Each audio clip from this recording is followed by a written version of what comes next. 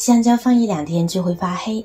今天教大家一招水果店老板常用方法，即使放半个月，香蕉依然不发黑不起斑。大家好，欢迎来到美食彩味。香蕉口感软糯香甜，受到了许多人的喜爱，尤其是老人和小孩。但香蕉虽然很普遍，却也是非常矫情的一种水果，没有其他水果那样容易储存。一般买回来的香蕉放置不到2-3天呢，香蕉皮就会发黑长霉斑，跟着就会腐坏变质。剥开外皮，里面的果肉呢也会变青变黑，直接不能吃了。这时有的朋友则想，把香蕉放入冰箱内储存就好了吧。但当再次打开冰箱门的时候，却发现香蕉基本都变黑了，比自然环境下变质的更快。所以这里告诉大家，把香蕉放进冰箱内储存的做法是错误的。香蕉是一种热带水果，它的最佳储存温度呢在15度以上，而冰箱温度相对较低，在寒冷的环境下，香蕉的细胞呢就会被冻伤，而且香蕉皮中含有大量的酚类物质，还有多酚氧化镁，放进冰箱里，这些物质呢就会快速跑出来，变成黑色素，导致香蕉皮变黑，加快了香蕉的腐坏。还有一点需要注意，没有熟透的香蕉呢就更不要放进冰箱了。低温环境呢会使香蕉成熟机制呢受到破坏，使得果皮中的乙烯停止释放，从而导致果皮停止成熟。这样即便之后拿到室温环境也很难成熟了，吃起来呢就更加的涩口了。所以放冰箱保存呢是不可取的。那正确的做法呢应该是这样的，准备一盆清水，我们往里面呢加入少许的食用盐。下手把食盐搅拌溶解后，我们把香蕉放进来清洗一下。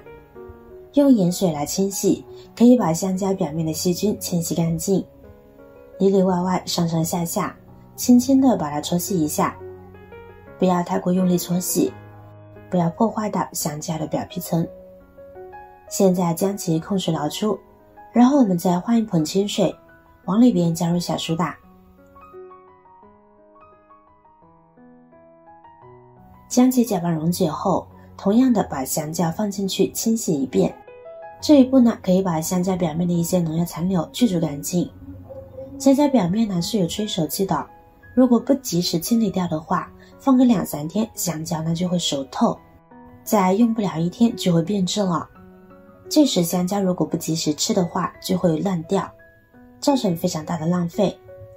这个时候我们先将催熟剂呢全部清洗掉，就可以延缓它完全成熟的时间。小苏打有很强的清洁作用，可以把香蕉表面残留的农药、催熟剂清洗干净，特别是香蕉柄的位置，要着重浸泡清洗。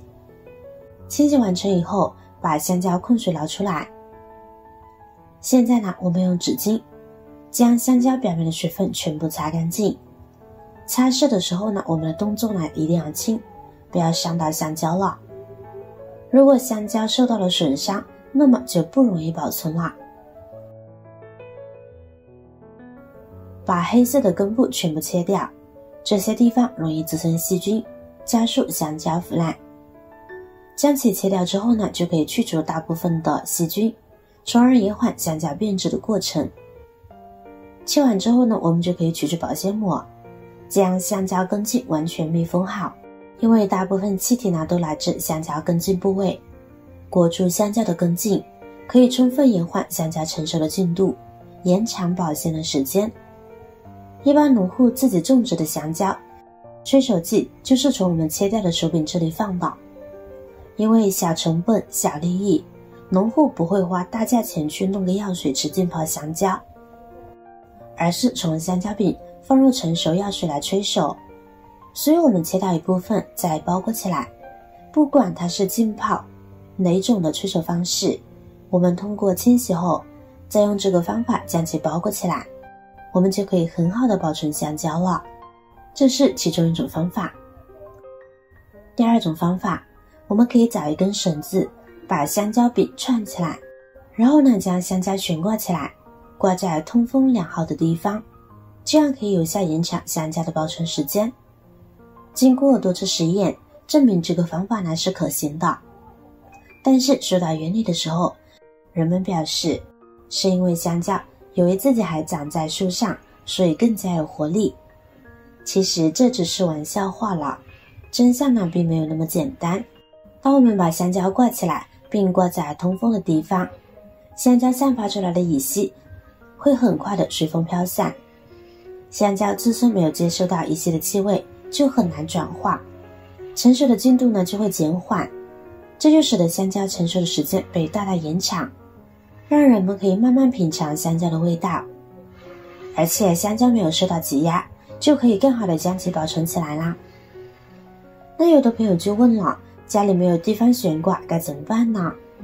也好办，我们可以将香蕉像这样倒扣过来放置，就这样倒扣着放在茶几上，这样香蕉的根部和尖部就可以起到一个支撑的作用，香蕉的整体呢就没有受到挤压，这样放着香蕉才不容易变坏。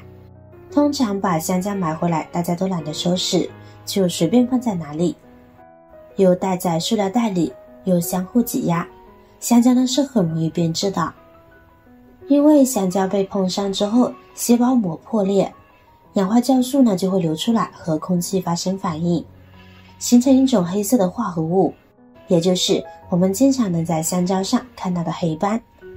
我们这样做呢，就是减少香蕉的受压面积，减少摩擦，同时呢将香蕉放在通风的地方，这样香蕉呢就可以得到很好的保存了，就可以大大延长香蕉的保存时间啦。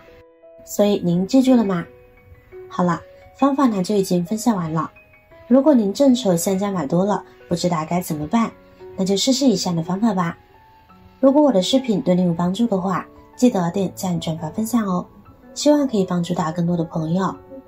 点击我的视频头像，还可以观看更多的美食和生活技巧。每天呢也都会分享不同的精彩视频，别忘了关注我哟。